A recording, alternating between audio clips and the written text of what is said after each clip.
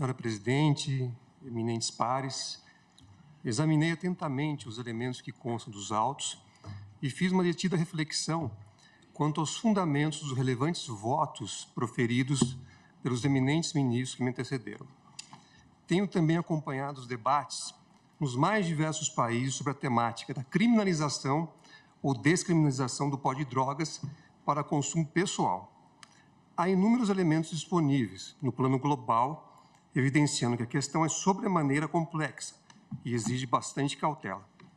Realizei um exame verticalizado sobre esse cenário e trago aqui, em prol do debate profícuo e da valiosa experiência que tivemos no Juiz das Garantias, uma síntese da minha compreensão sobre o tema, com abertura sempre para rever esses posicionamentos ao longo do julgamento. Adianto que, neste momento, minha compreensão é de que, de um lado, o sistema judicial criminal, fundado na cultura da persecução penal como transformador de uma lei benéfica ao usuário em norma prejudicial, nas exatas palavras do eminente ministro Alexandre de Moraes, é falho e vem permitindo um encarceramento massivo, indevido, sobretudo de pessoas vulneráveis. De outro lado, a declaração da inconstitucionalidade do artigo 28 da Lei 11.343, com máximo respeito, poderia até agravar o problema, ao retirar do mundo jurídico os únicos parâmetros normativos existentes para diferenciar o usuário do traficante. E ainda, ao descriminalizar o porte para o uso de drogas, sem disciplinar a origem e a comercialização das drogas que poderão ser consumidas. Exponho com mais vagar. O Congresso Nacional, ao editar a Lei 11.343, optou por abrandar as sanções cominadas ao simples usuário, afastando a possibilidade de aplicação de penas privativas de liberdade e prevendo somente penas de advertência, de prestação de serviço à comunidade e de medida educativa de comparecimento a programa ou curso educativo.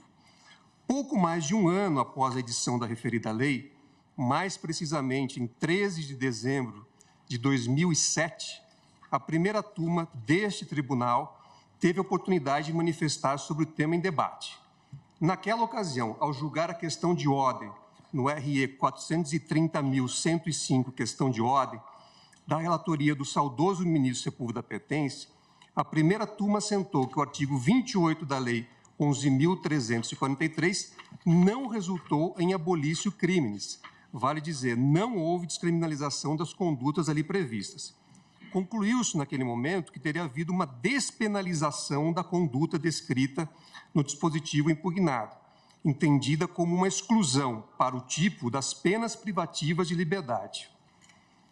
O referido julgado constituiu-se no lead case de posteriores decisões de ambas as turmas deste Supremo Tribunal Federal, a exemplo do HC 148.484, agravo regimental da relatoria do eminente ministro Celso de Mello, julgado pela segunda turma em 24 de abril de 2019, e do HC 178.521, da relatoria do eminente ministro Luiz Fux, analisado pela primeira turma em 2 de abril de 2020. Ou seja, desde então, a orientação jurisprudencial adotada por ambas as turmas deste Supremo Tribunal Federal é no sentido de que houve uma despenalização e não descriminalização da conduta descrita no dispositivo impugnado, entendida como uma exclusão das penas privativas de liberdade para o tipo. É evidente que essa despenalização da conduta não teve o condão de solucionar ou de melhorar o problema das drogas no país. Como exposto no substancioso voto proferido pelo eminente ministro Alexandre de Moraes, há graves discrepâncias na aplicação judicial e extrajudicial do artigo 28 da Lei 11.343.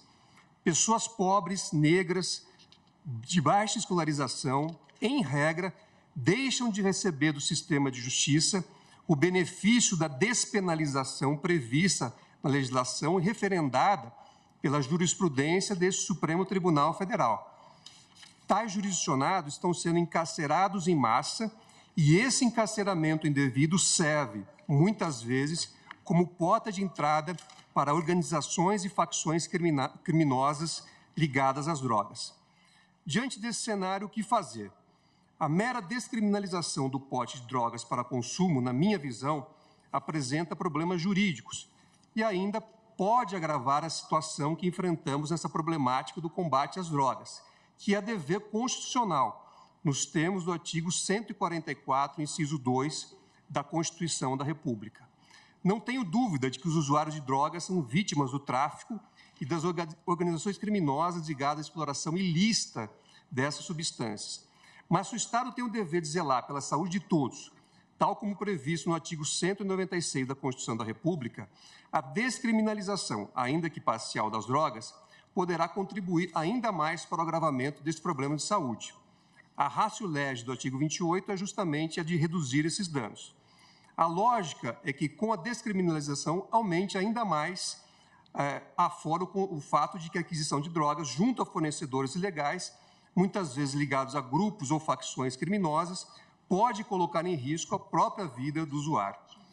De outro lado, faço importante e necessário sobrelevar o disposto no artigo 3º, item 2, da Convenção contra o Tráfico Ilícito de Entorpecentes e Substâncias Psicotrópicas, internalizada no Brasil pelo Decreto 154, de 26 de junho de 1991, que estabelece que cada país adotará medidas necessárias para caracterizar como delito penal, de acordo com o seu direito interno, quando configurar a posse, aquisição ou cultivo intencionais de entorpecente ou de substâncias psicotrópicas para consumo pessoal. Embora esse compromisso internacional de manter a criminalização da posse de drogas para consumo pessoal não seja absoluto, pelos dados que dispõem, noto que os países que optaram pela descriminalização do uso de drogas editaram leis específicas para disciplinar conjuntamente a forma de aquisição de tais substâncias. Muitas delas, aliás, estão enfrentando um claro questionamento público.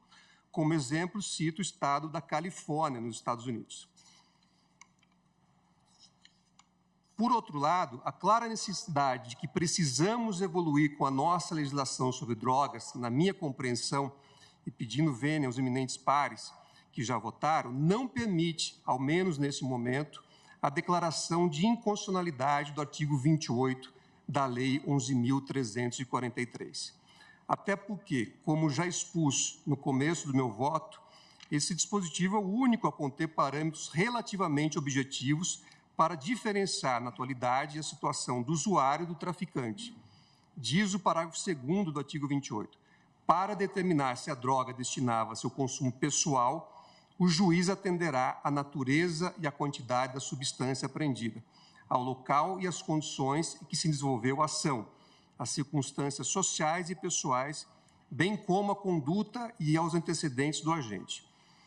Assim, diante do exposto, respeitando os entendimentos em sentido contrário, nego o provimento ao recurso extraordinário. Em relação à fixação de uma tese jurídica neste recurso, proponho a seguinte redação. Primeiro, é constitucional o artigo 26 da Lei 11.343. Segundo, para além dos critérios estabelecidos no parágrafo 2º do artigo 28 da Lei 11.343, para diferenciar o usuário de maconha do traficante, o tribunal fixa como parâmetro adicional a quantia de 25 gramas ou 6 plantas fêmeas, tal como sugerido pelo eminente ministro Luiz Roberto Barroso, para configuração de usuário da substância, com a possibilidade de reclassificação para tráfico mediante fundamentação exauriente das autoridades envolvidas. Então, é assim, esse é o meu voto, senhora presidente. Poder Monitor, a ferramenta mais completa para monitorar os 3 poderes. Acesse agora poder.cc/monitor e ganhe 30 dias grátis.